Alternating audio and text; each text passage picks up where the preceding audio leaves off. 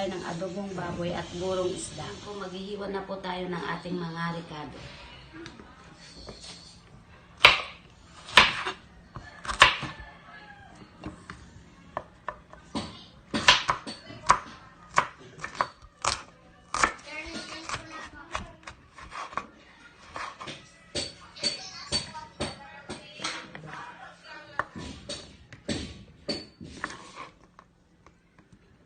Hugasan na po natin ang karne.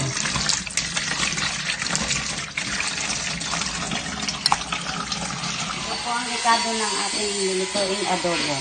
Bawang, sibuyas, paminta, magic sarap, toyo, suka, mantika, at ang ating baboy at tubig.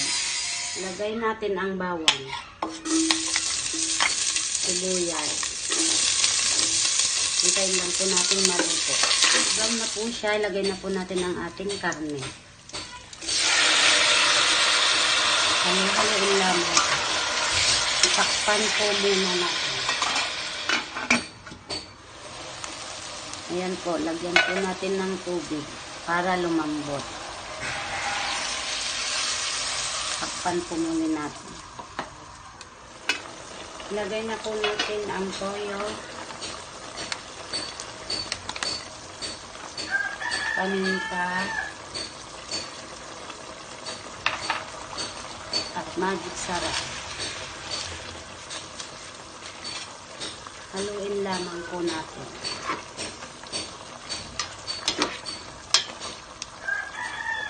Takpan muli.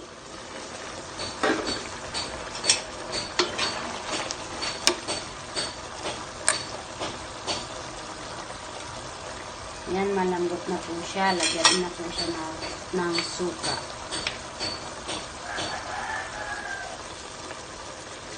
Para maasim-asim.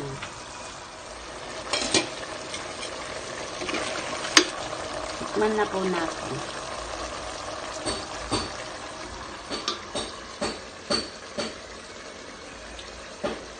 Ayos na po. Patayin na po natin. Ito naman po ang ricado ng ating burong isda. Bawang, sibuyas, luya, kamatis, magic sarap, asin, at ang burong isda, mantika. Ayan po at pinainit ko na po ang mantika. Ngayon po ilagay na natin ang bawang, sibuyas, at luya. Hintayin lang po natin mag-brown.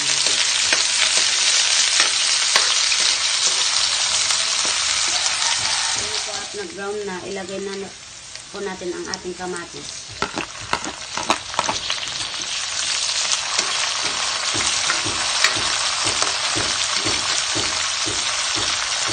Ayan po, pwede na po natin ilagay ang ating burong isda.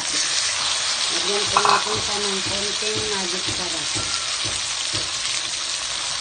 Konting asin. Haluin lamang po.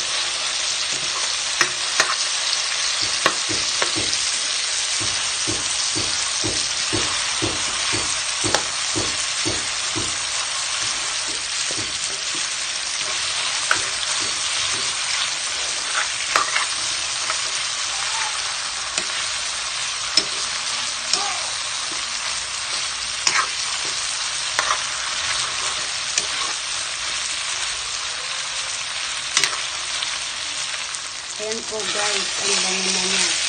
Patuluin lang po natin siya ng konti.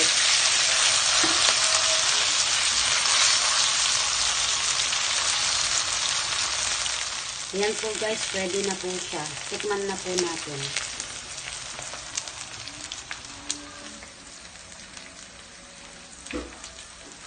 Okay na po. Patayin na po natin.